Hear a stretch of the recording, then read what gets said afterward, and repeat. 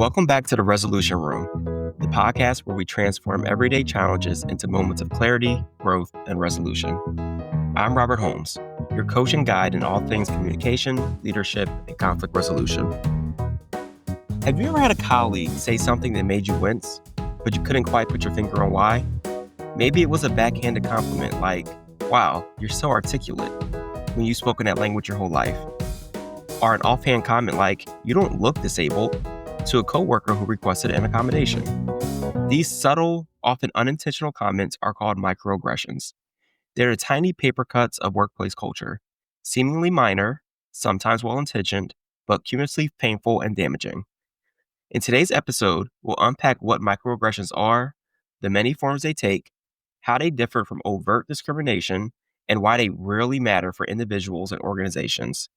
We'll also dive into real workplace examples and, most importantly, explore evidence-based strategies to address and reduce microaggressions, all from a coaching and HR perspective. Along the way, expect a professional tone with a touch of wit, because these topics are heavy enough without a little lightness. By the end, you'll have practical tips, reflection questions, and coaching prompts to help turn awareness into action. So grab a snack and let's get started on creating a more inclusive workplace, one subtle insight at a time. So what are microaggressions? Let's begin with a definition. Microaggressions are commonplace verbal, behavioral, or environmental slights, often subtle or unintentional, that convey hostile or negative messages to people based on their membership in a marginalized group. The term was originally coined in 1970 by psychiatrist Chester Pierce to describe the everyday insults he saw targeting African Americans. Since then, it's been expanded to apply to any socially marginalized group, including people of color, women, LGBTQ+, religious minorities, people with disabilities, and others who are seen as different from the dominant group. In short, microaggressions are those brief, everyday exchanges that send denigrating messages to certain individuals because of their group membership. Unlike overt hate speech or blatant discrimination, microaggressions often come from people who might not even realize they're saying something harmful. Psychologist Daryl Wing-Soo, a leading expert on the topic, notes that perpetrators of microaggressions are frequently well-intentioned and unaware of the impact of their words.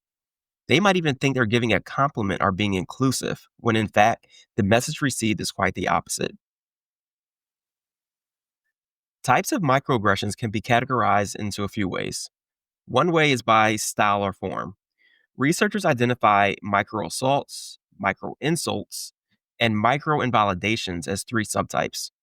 A micro-assault is basically a biased action or slur overtly intended to hurt, though usually done in a private or safe setting. For example, deliberately referring to an Asian colleague by a derogatory epithet or refusing to work with someone because of their race. Micro-assaults are less common in polite workplaces, but they do happen. Think of them as old school bigotry wearing a thin disguise. More frequently, we see micro-insults. Those are subtle snubs or comments that convey rudeness or insensitivity about a person's identity.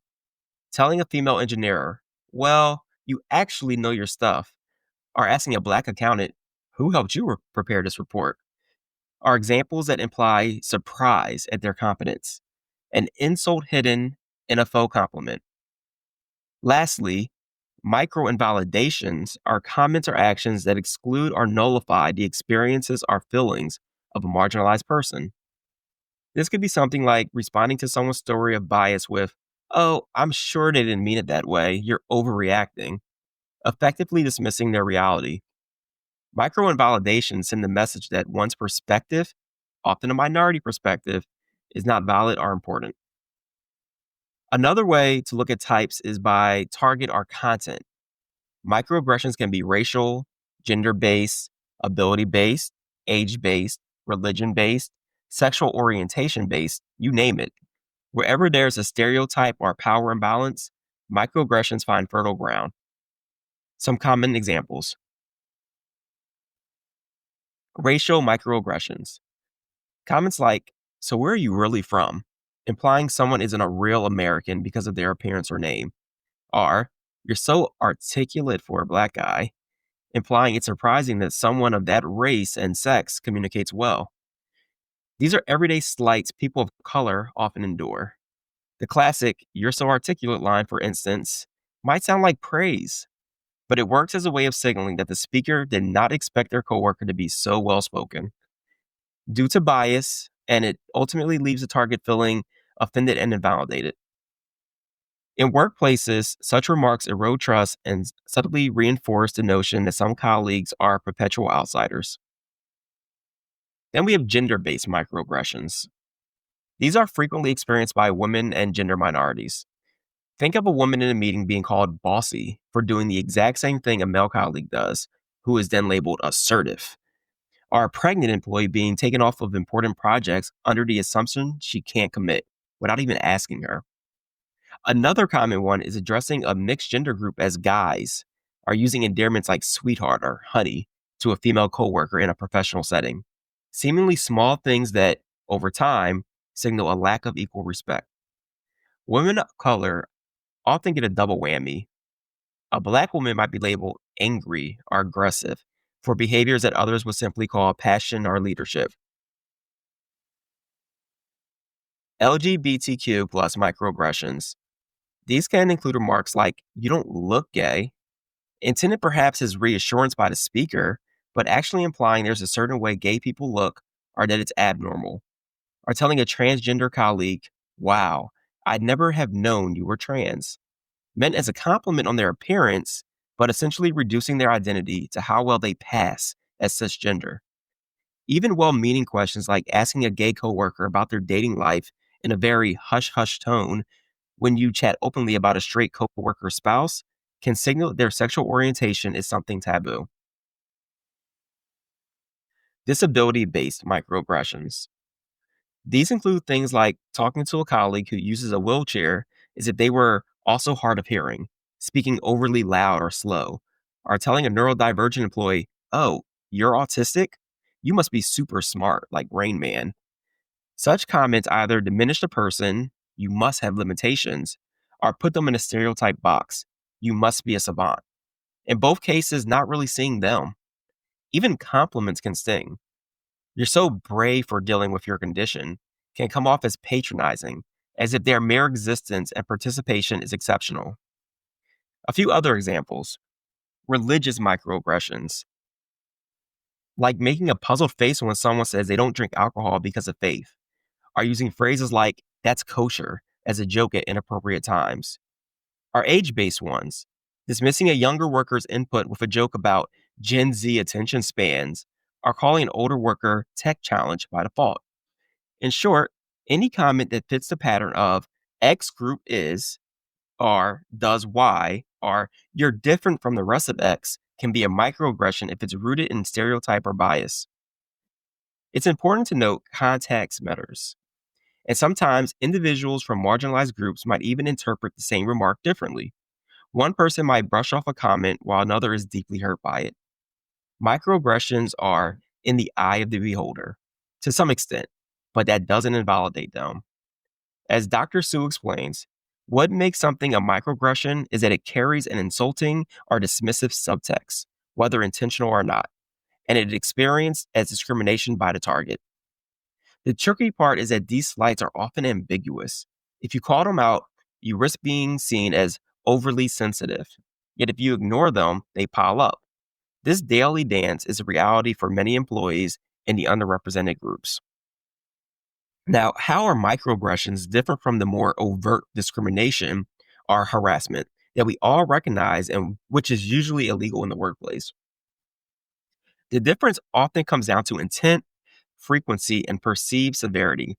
Overt discrimination is usually obvious, blatant, and intentional, like refusing to hire someone because of their race or using a derogatory slur openly. It's a kind of bias that makes headlines and court cases. Microaggressions, on the other hand, they live in the gray zone of social interaction. They are often covert, wrapped in layers of politeness or humor, which means they can fly under the radar of formal policies. In fact, microaggressions typically appear harmless to observers, but are actually a form of everyday discrimination. They've been described as modern, insidious forms of bias. Bigotry frequently conceals itself inside our cultural assumptions, making prejudiced attitudes manifest in subtle comments or jokes rather than open insults. Think of overt discrimination as a punch to the nose, whereas microaggressions are a cloud of mosquitoes. One mosquito bite you can ignore, but hundreds of bites will make anyone miserable. Overt acts are more extreme. Things like racial slurs shouted in the break room are explicit policies that exclude a group. Microaggressions differ in their ambiguity and commonality. Each one is small and could be interpreted as innocent, which gives the speaker plausible deniability.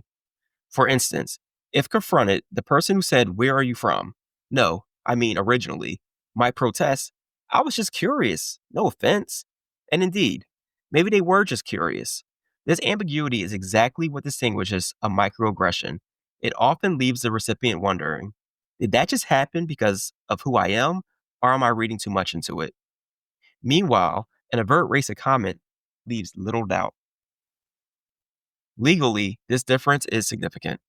A single microaggressive comment usually wouldn't meet the threshold of unlawful harassment, which generally must be severe or pervasive to create a hostile work environment. But that doesn't mean microaggressions are insignificant. Over time, microaggressions can add up to a form of harassment. In fact, courts are beginning to recognize that a pattern of microaggressions, especially if left unaddressed by management, can constitute a hostile work environment. In one case, an employee allegedly continually issued disability related microaggressions, like colleagues ridiculing her for taking medical leave and managers pointedly forgetting her accommodation needs, was allowed to bring her harassment claims to trial. The judge noted that even these subtle acts, if pervasive, could alter the conditions of employment and create a hostile work environment. In other words, small insults, repeated often enough, can become a big problem. Another key point: intent versus impact. With overt discrimination, intent to harm is usually clear. I don't want your kind working here. There's no doubt what that intends. With microaggressions, the intent might be benign or at least not malicious. The person saying, "You people always do so well in math," might truly think they're being positive, but the impact on the receiver, for example, an Asian American who's tired of being stereotyped, is negative. Microaggressions thus teach us an essential workplace lesson. Impact matters more than intent when it comes to respectful communication. A well intended comment can still wound. As HR or as colleagues, we have to recognize that not meaning it that way doesn't erase the effect on the other person. Finally, microaggressions are often distinguished by the power dynamics involved. They tend to flow from the dominant group to marginalized groups. For example, in a predominantly male industry, a man might unintentionally microaggress a female colleague with a sexist assumption. It's less likely, though not impossible, for the reverse to happen in the same way. This is because microaggressions are a symptom of structural inequalities and stereotypes ingrained in society. They reinforce the status quo of who belongs and who is an other. In contrast, overt discrimination is often a more conscious assertion of power. I'm going to exclude or harass you because I can. In summary, microaggressions are the quieter cousins of overt discrimination, less in your face, sometimes unintentional, but in some ways more insidious because they're harder to spot out and call. They usually aren't one off firing offenses for the perpetrator, yet they create a work climate that can push the targets toward the door, one pinprick at a time. Let's talk about the impact of microaggressions and why the little things aren't so little. Some might say, okay, but if the comments are so small, are they really such a big deal? Can't people just shrug them off? It turns out microaggressions pack a cumulative punch, both psychologically for individuals and organizationally for the workplace. Let's talk about the impact. Imagine navigating a minefield every day where the mines are tiny and mostly invisible. That's what it feels like for someone on the receiving end of frequent microaggressions. Each remark by itself might be just a pinprick, but over time, these pinpricks can form 1,000 cuts. Research in psychology and health have shown that perceived discrimination, including the subtle chronic kind, has tangible negative effects on mental and physical health. Targets of microaggressions often experience higher levels of stress, anxiety, and depression, constantly being on guard for the next little insult. It's exhausting, and it's a form of minority stress that can even disrupt sleep and self esteem. Being subjected to microaggressions can make people feel that they don't belong or their contributions aren't valued. Over time, this can erode an individual's confidence and engagement for work. For example, if a gay employee hears, "that's so gay," thrown around as a synonym for stupid, even if it's not directed at them, they get the message that part of who they are is equated with negativity. They may begin to hide that aspect of themselves, withdrawing socially to avoid hurtful remarks. This kind of self censorship or feeling the need to cover is mentally taxing. There are physical health implications too. The chronic stress from discrimination, yes, even subtle discrimination counts, has been linked to increased risk of hypertension, heart disease, and other stress related illnesses. One psychiatry expert noted that long term exposure to microaggressions can contribute to problems like high blood pressure and even obesity and diabetes, likely through stress pathways. On the mental health side, the risk of substance abuse can increase as people might turn to alcohol or other means to cope. In essence, those daily slights can slowly chip away at a person's well being. Perhaps one of the most corrosive impacts is the way microaggressions can make individuals question themselves. Recipients often replay the incident in their mind. Did I overact? Maybe they didn't mean it, which can lead to self doubt and the internalization of the stereotype. If left unaddressed, microaggressions can foster feelings of powerlessness and invisibility, as if one's voice or presence at work just doesn't matter. In contrast, when people feel seen and respected, they're more likely to contribute actively and confidently. Microaggressions rob organizations of the potential by sidelining capable people through a death by a thousand cuts dynamic. And microaggressions don't just hurt people, they hurt organizations, businesses, and teams. A workplace rife with microaggressions is a workplace where trust and camaraderie suffer. These subtle biases erode the inclusive culture that companies strive for. When certain employees are constantly talked over, lightly disparaged, or have their identity subtly insulted, it sends a message about whose voices truly matter. This can damage team cohesion and communication. People who feel alienated are less likely to speak up with ideas or collaborate freely. Why risk another slight? Thus, innovation and problem solving can take a hit when diverse voices are muted. There's also a direct link between microaggressions and employee engagement and productivity. Studies have found that employees who experience microaggressions report lower job satisfaction and a higher intent to quit. It makes sense. It's hard to be passionate about your job when you're preoccupied with a recent undermining comment or dreading the next one. In extreme cases, microaggressions can push employees to disengage or even leave their jobs altogether, which clearly affects company performance. One Harvard Business School study noted that subtle slights can strain workplace relationships to the point that the team's overall productivity declines. After all, if your relationship with your manager or teammate is damaged, even by something small, working together becomes an uphill battle.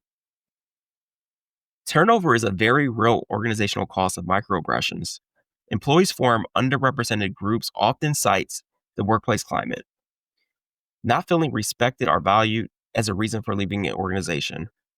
Microaggressions create an unwelcoming work environment, leading to feelings of alienation, job dissatisfaction, and burnout. This is according to a 2023 review of organizational research. It's not just touchy-feely talk.